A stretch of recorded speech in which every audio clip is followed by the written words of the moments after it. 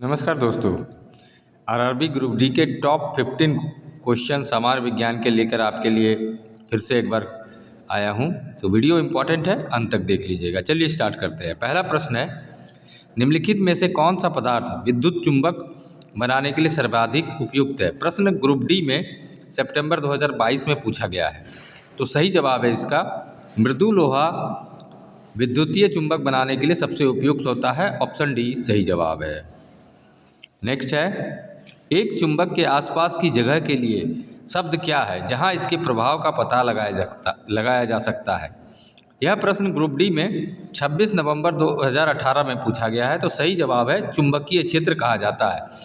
एक चुंबक के आसपास की जगह जहां इसके प्रभाव का पता लगाया जा सकता है, इसे चुंबकीय क्षेत्र कहा जाता है। ऑप्शन डी सही जवाब है। आगे बढ़ते हैं। ये प्रश्न देखिए, ग्रुप डी में 6 अक्टूबर 2022 को पूछा गया है। प्रश्न है, चुंबकीय क्षेत्र डैश रेखाएं होती है। तो सही जवाब है इसका सीधी रेखाएं होती है। ऑप्शन सी सही जवाब है। नेक्स्ट है, डायनेमो में विद्युत धारा डैश के सिद्धांत का उपयोग करके उत्पन्न की जाती है। प्रश्न आपका ग्रुप डी में अगस्त 2022 में पूछा गया है। तो सही जवाब इसका क्या होगा कि डायनेमो में विद्युत धारा विद्युत चुंबकीय प्रेरण, ऑप्शन नंबर ए, विद्युत चुंबकीय प्रेरण के सिद्धांत का उपयोग करके उत्पन्न की जाती है। ऑप्शन ए सही जवाब है। नेक्स्ट है, भारत में आपूर्ति की जाने वाली सामान्य घरेलू विद्युत को इसमें से किसके द्वारा दर्शाया जाता है। प्रश्न ग्रुप डी का है, सितंबर 2022 में पूछा गया है। सही जवाब है 220 वोल्ट या 50 हर्ट्ज, 220 वोल्ट और 50 हर्ट्ज। ऑप्शन बी इसका सही जवाब हो जाएगा। अगला प्रश्न देखिए, ग्रुप डी का 18 अगस्त 2022 को पूछा गया है। प्रश्न क्या है, एक अश्वशक्ति इनमें से किसके बराबर होता है। तो सही जवाब है एक अश्वशक्ति 746 वाट के बराबर होता है। ऑप्शन डी सही जवाब है। नेक्स्ट है, प्रश्न ग्रुप डी का फिर से है, 30/10/2018 शिफ्ट सेकंड में पूछा गया है। निम्नलिखित में से निष्क्रिय गैस समूह कौन सा है। तो सही जवाब है 18वां या शून्य समूह को निष्क्रिय गैस समूह कहा जाता है। ऑप्शन डी सही जवाब है।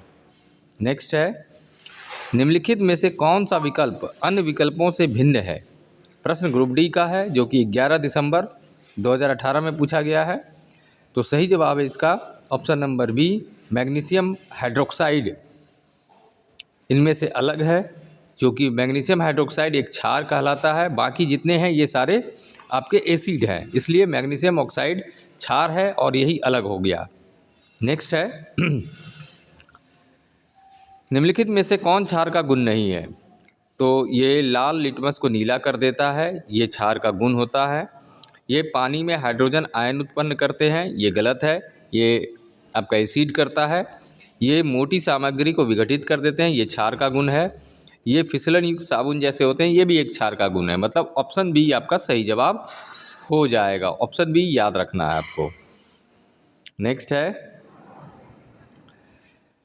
इनमें से क्षार कौन है। यहाँ पर जो दिए गए हैं इनमें से क्षार आपको बताना है।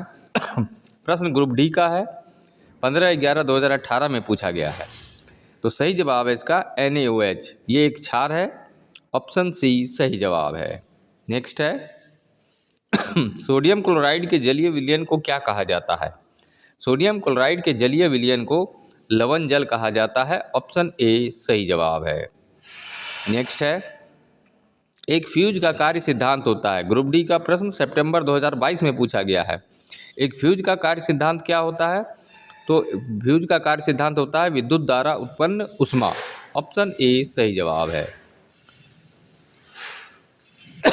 सॉरी।